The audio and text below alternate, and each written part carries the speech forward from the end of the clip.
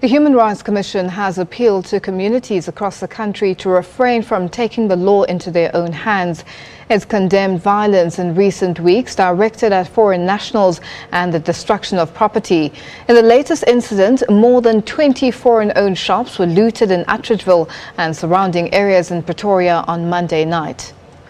Locals went on the rampage targeting spaza shops. They accused foreign nationals of drug peddling and stealing their jobs. 3 people were arrested and charged for business robbery. The latest wave of violence comes ahead of a planned community march on Friday. A large police presence remains in the area. We are now joined in studio by spokesperson of the South African Human Rights Commission, Gushwell to talk more on the xenophobic violence in Atteridgeville and Rosettenville. Gushwell, thank you so much for joining us. Now, can you qualify this type of behavior as xenophobic, or is it not just violence? Good evening. I think there's a couple of things that we need to think about here. So the communities have come out and they've made it clear that they're concerned about crime within the areas, right? Ranging from sex trade to drug trade and a whole bunch of other things, which one understands. And of course, the community also extends it by saying that, look, they have reported these issues to police, but the police have not been sufficiently intervening on their behalf, which we can also understand. However, what the concern is that whatever action the community is taking has 2 problems with it. First of all, it's not due process. This is not, affording an accused the opportunity to state their case. This is a community taking action through their own means. That's the first problem. And we can see the violence that, that has played out over the last couple of weeks. Second to that, the issue is that it seems to be targeted specifically at foreign nationals. So then how does one then remove the notion of xenophobia under those circumstances? Because surely I think that any reasonable person would understand that crime is a societal issue. So no matter what your race, no matter what your gender, no matter what your social origins are, you could be committing a crime, you could be subject to crime. So that is what the main concern is on behalf of the South African Human Rights Commission. Now let's speak about the issue of the police not being able to do enough to ensure that they react or respond to South African people's complaints or the community's complaints, for instance, in Rosettenville and in Atteridgeville. What's the reasoning behind them not responding within what is seen as due time or enough time to ensure that they do something about the crimes that are reported? Look, I pretty much know as much as anyone else that's been reading and following the media on this particular one. The community is coming out and the community leaders are claiming that, look, the police aren't doing enough because the police are in cahoots with these criminals or these criminal elements that the community have identified. But what we're saying is that it's not as if the community have no options whatsoever.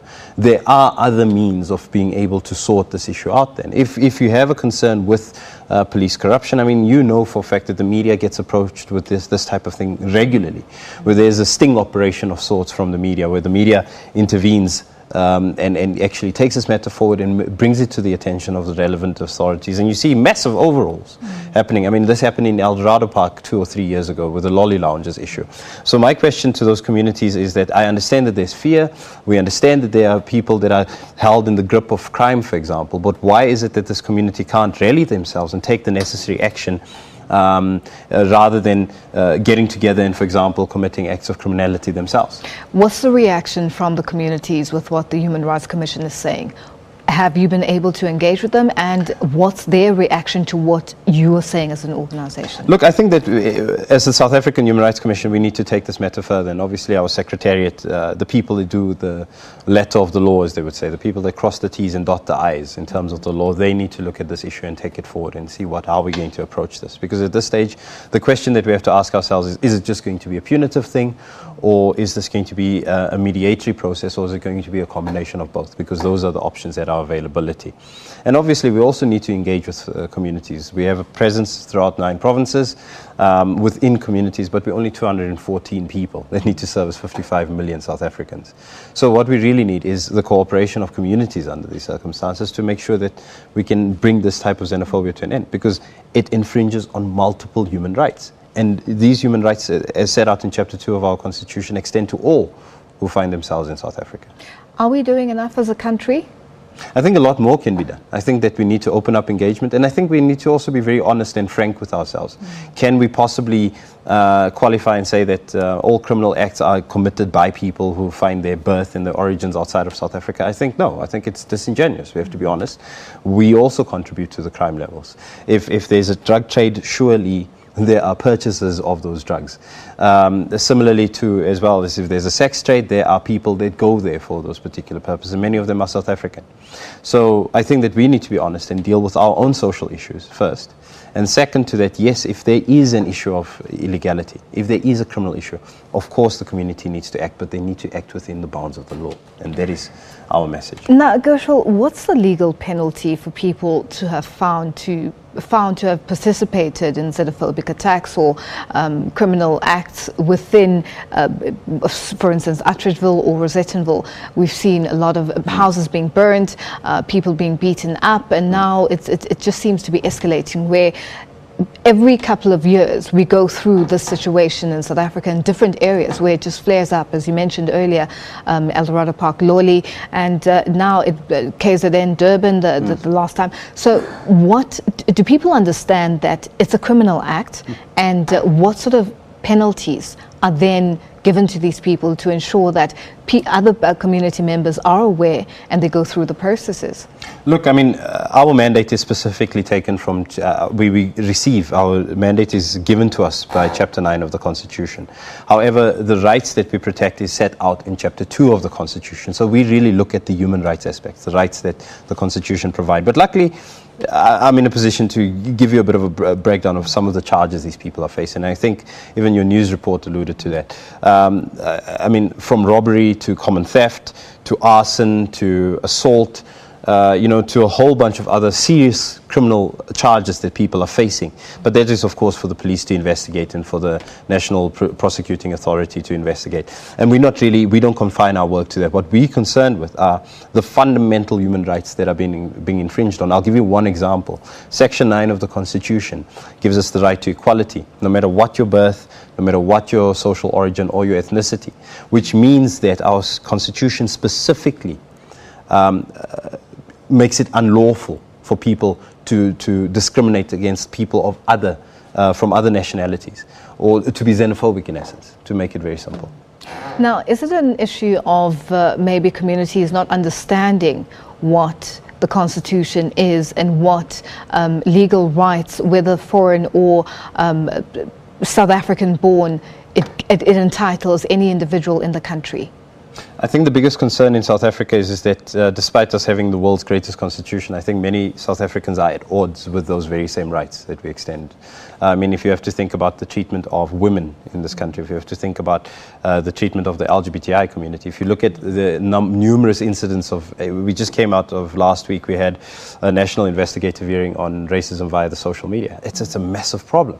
So I think that as South Africans, despite that we're 23 years into this new democracy of ours, 23 years has been quite some time.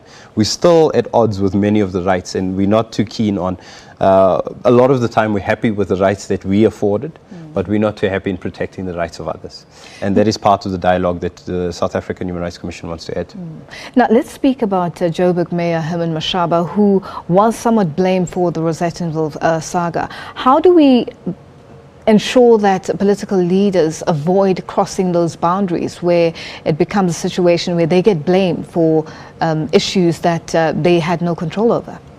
Well, I think, first of all, I have to put out a bit of a disclaimer. So the South African Human Rights Commission has been approached with a complaint about Mayor Herman Mashaba, and it is the subject of an active investigation. So obviously I can't go into the detail of that particular case. But I think that what we can say is that all political leaders, whether they're within communities, whether they're part of royal families, whether they're part of political parties, need to be cognizant of what they say and what messages they put out into communities. Because how those messages then in turn are interpreted is of concern. Because all too often we find that someone will say that I made an innocuous, innocent comment. And then after that we see protests and we see people getting injured in the process. I mean, years back we had a radio DJ at a community radio station claiming that one or the other pastor was a witch. A protest broke out, and a security guard that was coming from work, minding his own business, not even aware of what was going on, was shot dead. And these are the consequences of the utterances of people. And that is really the issue that people need to become cognizant of. Now, very quickly, Gushwell, the South African Human Rights Commission, you mentioned the fact that you've only got 214 people who service the whole country.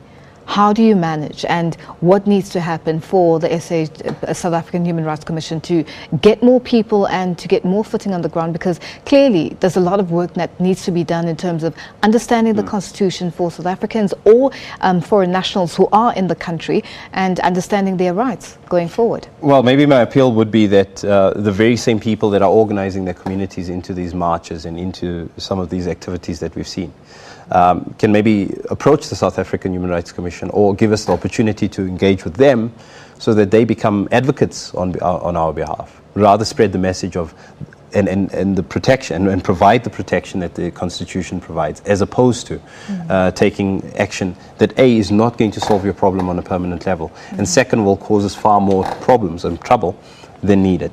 Because I think that we can agree that as a result of these actions, people are going to face criminal indictments. They're going to look at all kinds of other difficulties in their lives. Gushwell, thank you so much for joining us. It was only a pleasure.